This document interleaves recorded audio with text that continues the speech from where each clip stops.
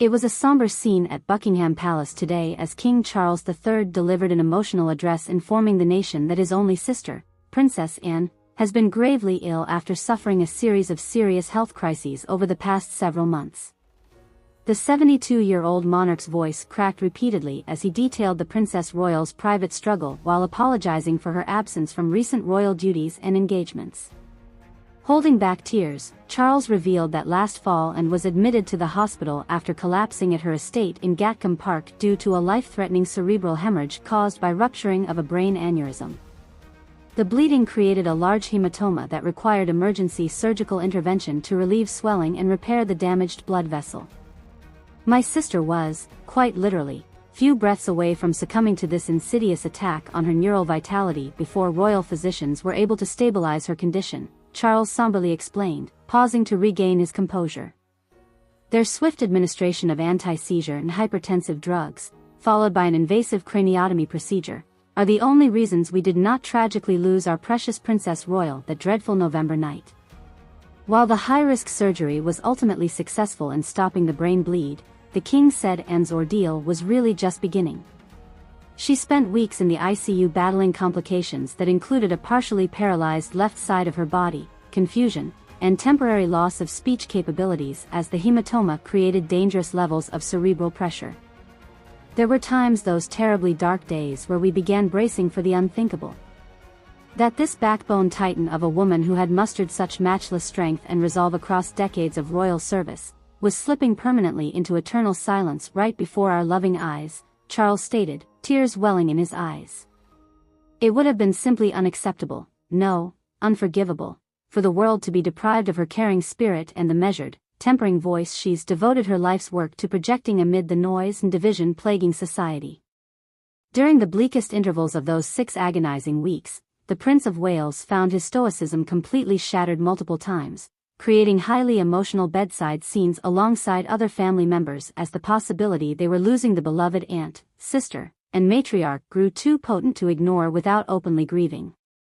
In one heart-rending incident, the king even resorted to reading excerpts from Anne's equestrian memoirs, desperate to rouse her consciousness and willpower by reminding her of life's simple countryside inspirations.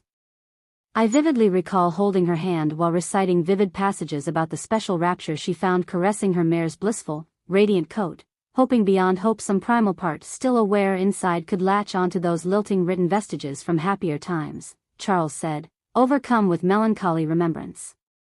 To see her lying so still, with tubes and wires sprouting from every orifice after her decades of selfless vigor and grit in elevating the crown's relevance and humanitarian values. It very nearly broke this old man's spirit in half. Fortunately, after finally stabilizing from the crippling trauma of her aneurysm event, the Princess Royal's indomitable inner fire allowed her to slowly start making strides in intensive rehabilitative therapy, relearning how to stand, eat, and form speech over the relentless slog through dozens of agonizing sessions. But just as she seemed primed to maybe be discharged from the hospital in time to make an appearance for the annual Christmas celebrations at Sandringham, disaster struck again in early January. This time, the octogenarian royal experienced an even more massive incapacitating stroke, leaving her completely paralyzed along her entire right side with severe deficits impacting language and basic motor functions. For several harrowing days and nights, the grim prognosis grew so dire that emergency preparations were made to have and transported by medical aviation to top neuroscience facilities abroad until her vitals could be resuscitated to viable levels for treatment. Again, they and their subjects held vigils outside the princess's care center while clinging to whatever shreds of hope remained. King Charles left matters of state to William and the prince's aides, vowing not to vacate Anne's bedside until her indomitable life force reaffirmed its cosmic supremacy once more over human fatality. I still feel overwhelming pangs of regret that my last holidays with both beloved parents saw me robust and comforting at their bedsides as their flames waned to eternal rest, Charles said, tears streaming down his cheeks in an unprecedented public display of vulnerability. This year, I feared it was my cherished baby sister's turn to depart, despite any king's ransom of riches I could offer as tribute. The prospect of spending future Christmases without her signature dry wit and scolding tilted head, it carved icicle-sized lacerations searing through the lining of my heart. Miraculously though, over the past 2 months and has undergone another hard-won resurgence and powered through enough rehabilitative milestones for doctors to eventually clear her transfer from intensive care back to Windsor Palace, so she can continue physical and speech therapy under royal physicians' supervision. While there is still a long, grueling road to recovery ahead, the princess has regained motor control over her extremities and is relearning basic communication through computer tablet apps and transcription dictation software. Pediatricians are already marveling at how quickly she picked up the digital therapeutics interface, rapidly synthesizing picture books and flashcards the same way she taught generations of young children to read and write, the king said, finally managing a wistful smile. Her spirit is indefatigable and furiously determined as ever to defy any odds, surrendering to frail human breaking points she's never tolerated. In the wake of the ongoing medical odyssey, however, Charles expressed remorse and empathy for the public's worry and consternation over Anne's absence from royal affairs these past several months. Whether it was missing her traditionally ubiquitous appearances at equestrian competitions here and abroad, or critical patronage work in helping shepherd Parliament's domestic agenda, the Princess Royal has been markedly MIA. This prolonged disappearance from public life fueled wide-ranging speculation and rumor mills about her stamina and alleged deteriorating health, to the point royal aides felt obligated to consistently disavow numerous inaccurate reports of and passing away from complications related to a grisly riding accident, heart disease, or other chronic conditions.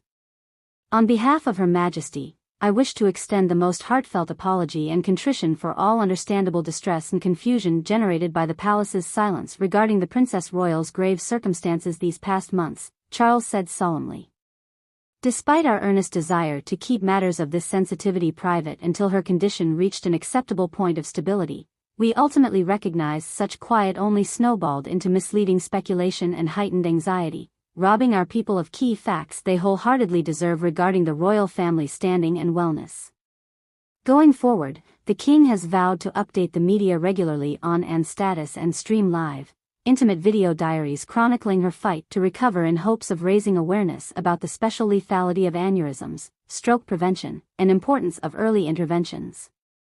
He's also established a new neurological disabilities charity under the auspices of the Princess Royal Trust to help raise funds for groundbreaking rehabilitation research, as well as outfit palaces with state-of-the-art adaptive living quarters to accommodate Anne's eventual return to public life in whatever capacity her health allows. My sister is nothing if not the most tenacious, headstrong exemplar of human fortitude in the face of adversity. And while I will not dare rob her the privilege of one day recounting her story from that beautiful brogue and a smirk ready to deflate any overwrought pomp with proper Yorkshire perspective, Charles said, a warm smile returning to his countenance. I feel blessed beyond all conceivable measures that the Lord has graced us with more chances to exalt in Princess Anne's transcendent model of charitable endurance and ethical grit. For despite her privations, she continues inspiring generations forth through the nobility of her deeds and unconquered spirit, which I humbly pray can be forever enshrined as permanent wonders of this great nation.